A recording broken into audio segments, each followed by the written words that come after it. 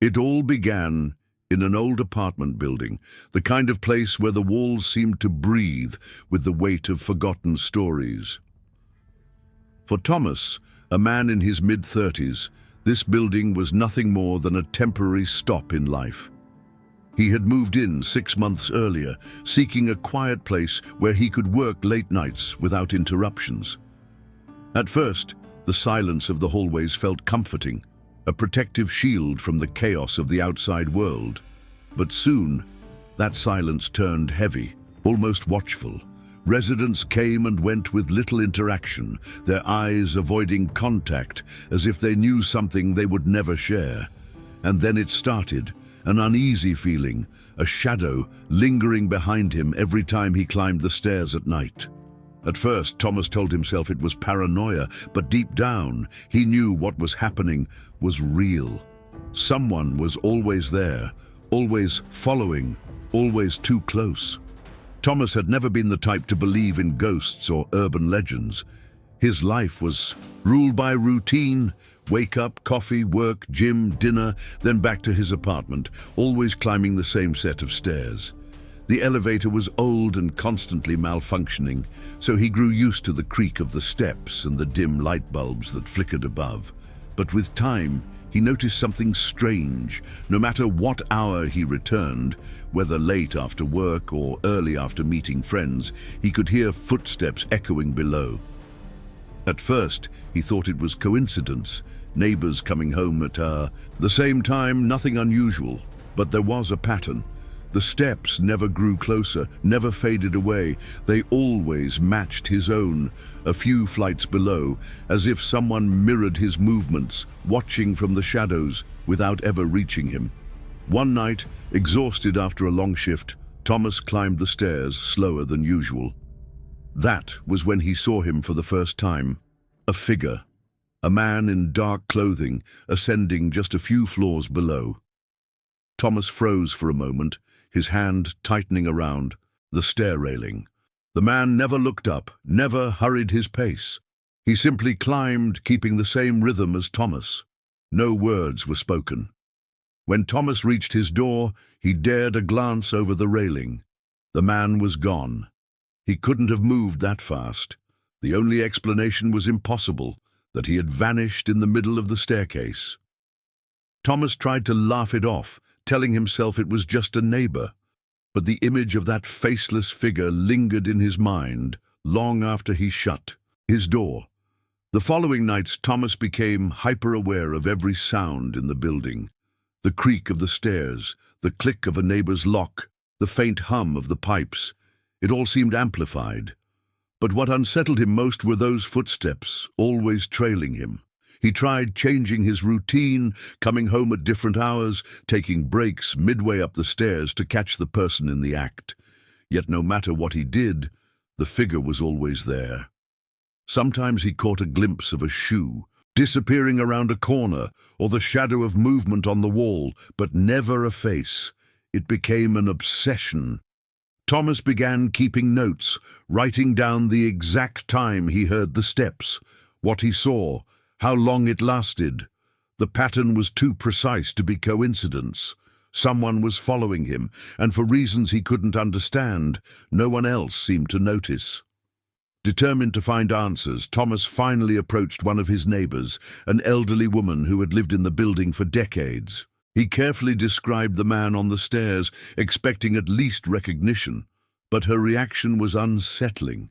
She stopped him mid-sentence, her expression tightening, as if he had said something forbidden. "Don't ask about him," she whispered, her voice trembling. "It's better if you pretend you don't see." Thomas pressed for more, but she quickly closed her door, leaving him standing in the hallway, heart pounding. The silence of the building returned, heavier than before. That was the first time Thomas realized this wasn't just his paranoia. Others knew, others had seen, and they had chosen silence over answers. That silence was more terrifying than the footsteps themselves. After that night, the atmosphere of the building seemed to change. Every corner, every hallway, every stairwell carried a sense of surveillance. Thomas began feeling the figure's presence even when he didn't hear footsteps. Sometimes he swore he saw a shadow move just as he turned the corner, or felt a rush of cold air brush against him as if someone had passed by unseen. The strangest part was how the figure seemed to adapt. If Thomas paused on the stairs, the footsteps below would pause too. If he quickened his pace, so did the sound. Yet when he tried to catch the man, there was never anyone there. The stairwell had become a stage for a twisted game, one Thomas never agreed to play but couldn't escape. One evening, Thomas returned home later than usual, the stairwell shrouded in near-total darkness, due to a burnt-out bulb. Halfway up, he froze. He felt it before he saw it, an intense stare from below. His instincts screamed.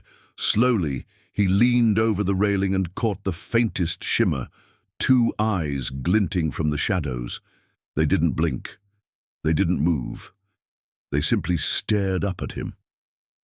Heart racing, he bolted up the stairs, fumbling with his keys at his door.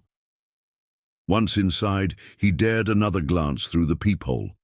The stairwell was empty, but even through the wood and metal, Thomas swore he could still feel those eyes fixed on him. The next morning, Thomas decided to fight back against the gnawing fear. He skipped work and stayed in the building all day, determined to see who came and went. He watched through his peephole, scribbling notes on every neighbor's schedule. Hours passed, yet the stairwell remained oddly quiet. Too quiet. When night finally fell, Thomas felt his chest tighten. The game was about to begin. He opened his door and stepped out. Silence. No footsteps, no shadow. For the first time in weeks there was nothing. Relief washed over him until he returned to his apartment and noticed something chilling. His notebook, where he had been writing down his observations, was gone from the table. Thomas tore his apartment apart, searching for the missing notebook. He was certain he hadn't misplaced it. Every page had his careful notes, times, descriptions, the old woman's warning. Gone. Only one explanation made sense. Someone had been inside. Panic gnawed at his thoughts. He checked the locks on his door, the windows, even the ceiling vent. Everything seemed untouched, yet the notebook had vanished. That night, when he forced himself back into the stairwell, the footsteps returned, slower than before. Deliberate, as if mocking him, reminding him, "I was in your home, and you didn't even notice." The following evening, Thomas climbed the stairs, his senses sharpened by fear. This time, when the footsteps echoed below, he stopped, abruptly, and shouted down the stairwell, "Who are you?" Silence followed. His pulse thundered. Then from the darkness below, a low voice answered, almost playful, "You already know." The words crawled into his bones. He leaned over the railing, but the stairwell stretched empty, the voice fading like smoke. He stumbled back into his apartment, shaken to his core. He didn't know which was worse. The possibility that someone was truly there, or the thought that maybe it was all in his head. Thomas barely slept. At dawn, faint noises woke him, soft knocks against the wall near his bed. At first he thought it was a neighbor, but the rhythm was too intentional, almost like code. Knock, pause, knock, knock. His heart sank as he pressed his ear against the wall. A whisper bled through the plaster, chilling and distorted. "Don't look for me. I'll come to you."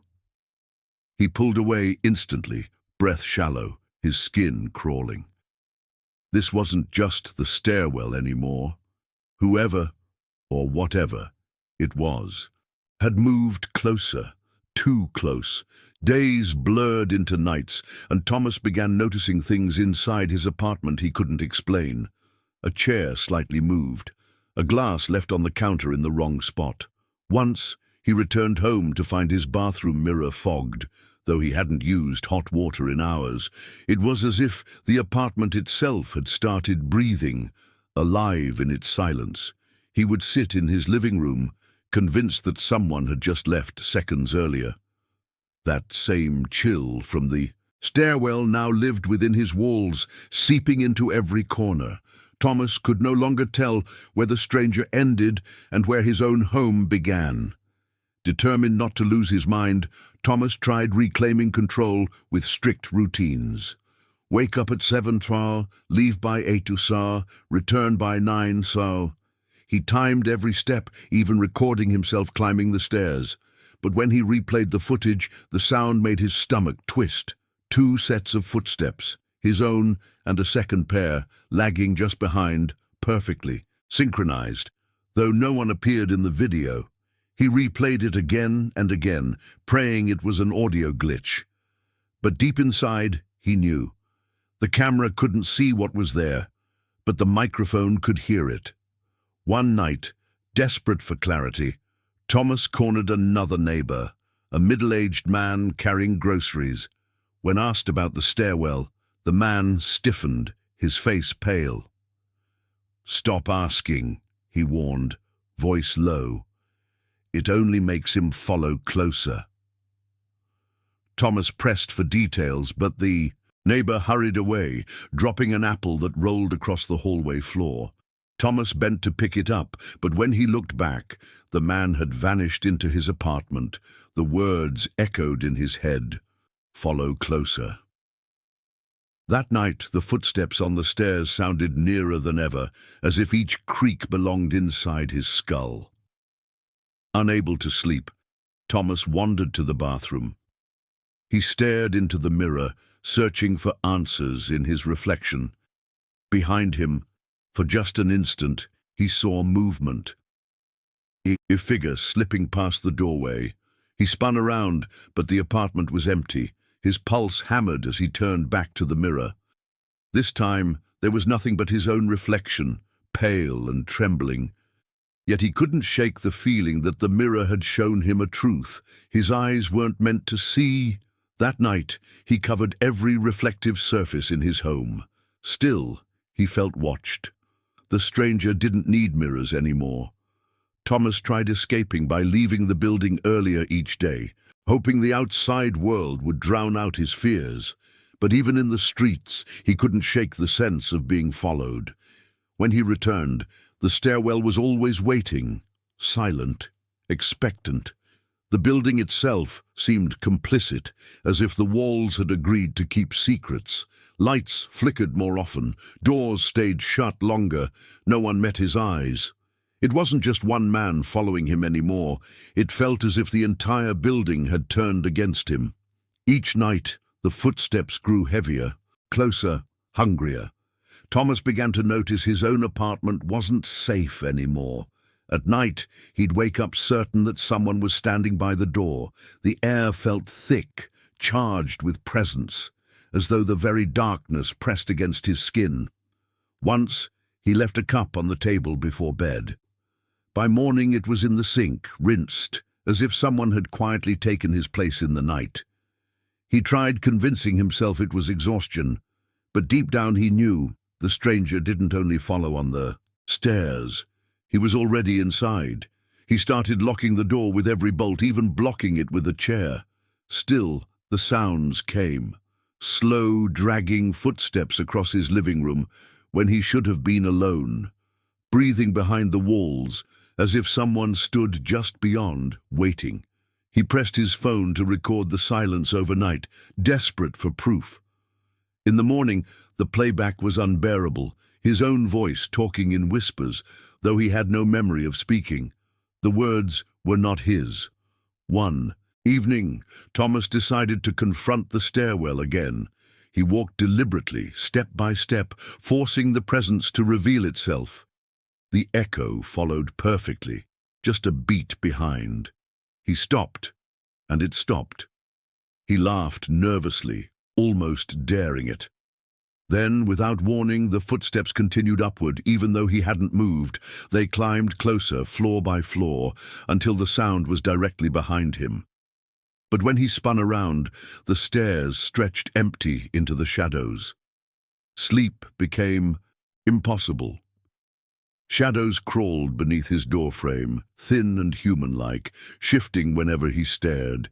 He covered the gap with towels, but still faint fingers of darkness reached in. Exhausted, he thought of moving out, but each time he packed, something interfered. Lost keys, vanished boxes, strange calls at odd hours. It was as though the building itself refused to let him leave. His life was no longer his own. It belonged to the stairwell and whatever hunted within it. The breaking point came when he saw it, not through mirrors, not through shadows, but with his own eyes. In the middle of the night, standing in his kitchen, was a figure, silent, tall, faceless, yet solid as any person. It didn't move, didn't breathe. Thomas froze, too afraid to even blink. And when he finally forced his body to run, slamming the bedroom door shut behind him, he realized something worse. He hadn't heard it leave. He never heard the footsteps go back down. Thomas stopped trying to rationalize what was happening. Reality bent around him in ways he couldn't explain. Sometimes he'd find his own belongings in the stairwell, his keys on a step, his shirt draped over the railing, though he knew he'd left them safely inside. Other times, when he descended the stairs, he would lose count, passing the same floor twice, as if the building itself shifted while he walked. It wasn't just the stranger following anymore. It was the place itself, alive, rearranging. He started hearing his name whispered, low, and stretched, as though the walls themselves spoke. At first, he dismissed it as imagination, until one night the voice came from right outside his door. He pressed his ear against the wood, and the whisper became a breath, hot and real, as though someone stood inches away. He held his breath for minutes, listening, until at last he couldn't stand it. He opened the door, only to find the hallway empty, perfectly still, yet heavy with something that refused to leave. Desperation turned into obsession. He nailed his windows shut, taped the vents, left flour on the floor to catch footprints. The next morning, he found the powder undisturbed, but on the walls, written faintly in the dust, was a single word: stay. The message was clear. The stranger didn't want him gone. The stranger wanted him trapped, woven into the building's silence forever. Thomas realized escape might no longer be possible. His nights became hallucinations, or perhaps truths he couldn't accept. He saw the figure, standing at the edge of his bed, silent as stone. He would scream, throw objects, even run from the room, only to return minutes later and find everything perfectly untouched, as if nothing had ever been there. But the fear remained, burrowing into his skin. His body weakened from sleepless nights, his mind fraying at the edges. The stairwell creaks followed him even in his dreams. One night, unable to bear it anymore, he set a trap. He waited in the shadows of the stairwell, determined to see the face of the one who haunted him. Hours passed in silence, until finally footsteps, slow, heavy, coming upward. He gripped the railing, heart pounding, eyes fixed on the dark below. The sound climbed closer, closer, until it reached just beneath his floor. He leaned forward to catch a glimpse and froze. There was no body, no shape. Only footsteps on the stairs, each one pressing the wood, bending it, yet the stairwell remained completely empty. Thomas leaned so far over the railing that dizziness clouded his vision. The footsteps echoed directly beneath him, wood bending, air shifting, but the stairs were empty. He whispered into the void, his voice trembling, "What do you want?" For a moment, silence. Then the sound of breathing rose from below, deep and steady, not quite human. He stumbled backward, nearly tripping on the steps, heart thrashing in his chest. The breathing grew louder, filling the stairwell as if the unseen figure was climbing without moving, rising without a body. Back inside his apartment, he locked every bolt, but the sound followed him. The walls pulsed faintly, as though they were lungs exhaling.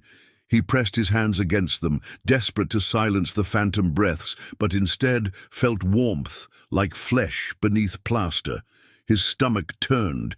He collapsed to the floor, clutching his head, screaming until his throat burned. When he finally opened his eyes, his apartment seemed smaller, the walls leaning inward, as though the building itself wanted to swallow him whole. That night, exhaustion dragged him into uneasy sleep. He dreamt of the stairwell, endless and spiraling, each step echoing with footsteps not his own. At the bottom waited the faceless figure, motionless, arms open in welcome. He awoke gasping, drenched in sweat, only to hear the creak of his bedroom floorboards. Slowly he turned his head. In the corner of the room, half hidden in the shadows, someone stood watching. Still, silent, closer than ever before. At dawn, the neighbors heard Thomas screaming. When they rushed to his apartment, the door was locked from the inside. No one answered. When police forced entry hours later, the place was empty. No body, no sign of struggle. Only the faint outline of dusty footprints leading from the door to the stairwell and then vanishing halfway down. Some say Thomas left on his own, others whisper he was taken. But the building still stands, and at night, tenants swear they hear footsteps following them up the stairs, always a few floors below, always too close.